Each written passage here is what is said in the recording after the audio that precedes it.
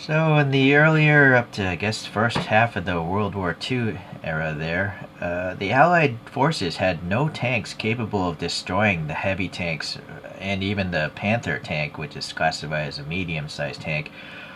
The armor was so thick on those German tanks that the Allies had nothing to penetrate them at a long distance. So someone came up with the idea to slap this 76 millimeter, or known as a 17-pounder gun, onto a Sherman body, and this became known as the Firefly. At first, the government resisted because they knew they were going to come out with heavier barreled tanks, the Challenger and the Cromwell, but there were a lot of difficulties and delays in those tanks reaching the British forces, so there was tons of Sherman tanks being built, and so they ended up making over 2,000 of these Fireflies here. Okay, you'll notice a couple of these images, they tried to camouflage the extra long barrel because these are ranked as a priority kill target by the Germans, because these are the tanks that could destroy their Tiger 1s and their Panther tanks. So yeah, these things would weigh around 35 tons, not much different from a regular Sherman, but the super long gun and bigger gun just allowed it better performance in destroying the heavy tanks from the German side. Okay, well, that's all I cared to learn about, and let's get into this model here.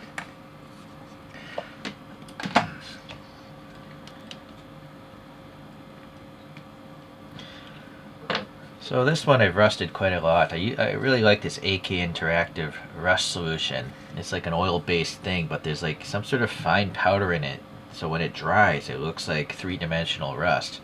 It might be hard to pick up, but it's quite noticeable that it's not just paint, you know, it's got some thickness to it.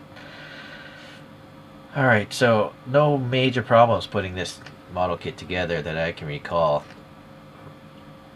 The only issue with all these Meng tanks are these rubber tracks. Paint doesn't want to stick to it, and then a commenter has mentioned that he's purchased some and the tracks have already cracked apart because they're made of rubber and not plastic. You could theoretically roll this, but I find that the pins to put these wheels on are so thin that you'll probably break off the wheels if you try to actually play with this a lot of times. Alright, the decals went on fine, no problems with those. I painted, you know, these little canvas packs separately. Also this little aluminum ammo can or whatever there. It's interesting, it's got some logs slapped on the back of there, and it's got this hedge trimmer. I don't know if they're officially called, but it's meant to take out, you know, trees and stuff like that so it doesn't tangle up the track system. Little gun, the barrel rest, it's very small of course compared to the actual barrel. Okay, this side here you'll notice it's not symmetric, a little bit was more exposed on this side.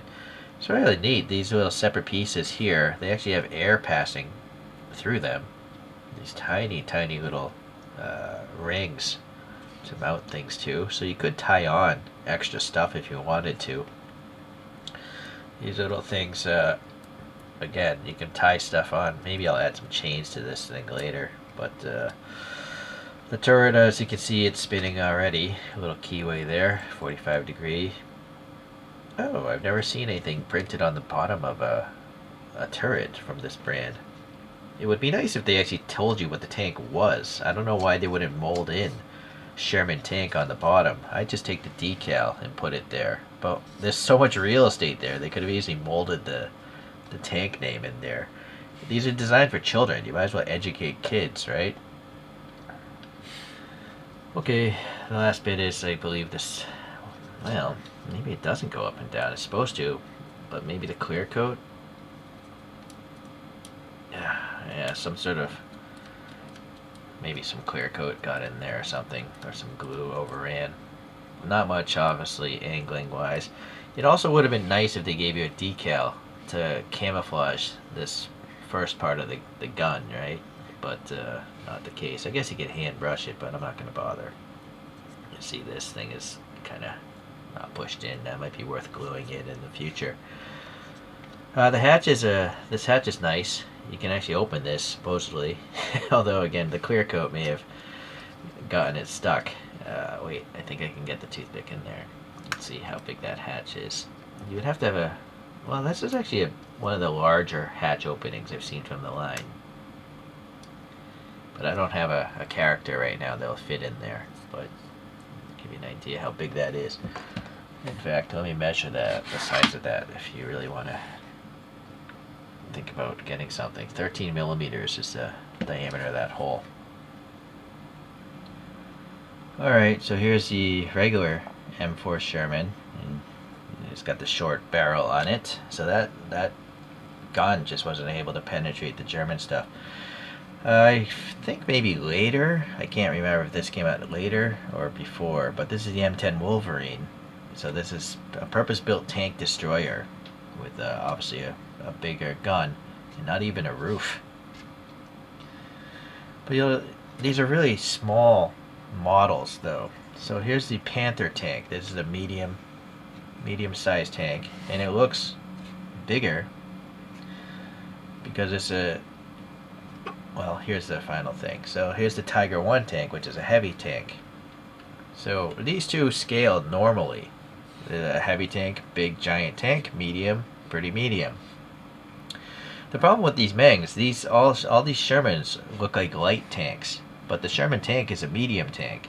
It would have been much bigger, closer in size to this, than what they've modeled here. So, yeah, that's the issue that I find with this line of tanks. They're just too small. They don't scale with the other tanks correctly. Okay, well, anyways, I got 2 more kits, and I'm gonna actually finish the whole tank collection from Meng, and then I'll do a roundup video and show all of them off, and I'll complain about the Sherman tanks again. But for today, it still looks pretty neat. I like all the extra stuff that they've tacked on there, the extra baggage, I guess you would call it. Thanks for watching. We'll see you in the next tank video.